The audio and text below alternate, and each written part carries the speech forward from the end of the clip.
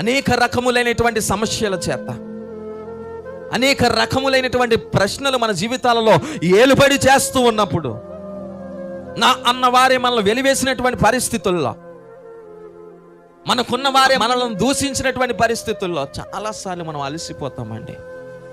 అలసిపోయినప్పుడు అంటాం దేవుడితో, అయ్యా ఇంకా చాలయ్యా, ఇంకా నేను నడవలేనయ్యా, ఇంకా చాలయ్యా, నా జీవితాన్ని నేను ముగిస్తాను. ఏలియా బదరి వృక్షం కిందకు వెళ్ళి ఆయన ఏం చేస్తున్నాడంట, అయ్యా ఇక చాలయ్యా, నన్ను నా ప్రాణాన్ని తీసుకోమని ప్రార్థిస్తా ఉన్నాడు.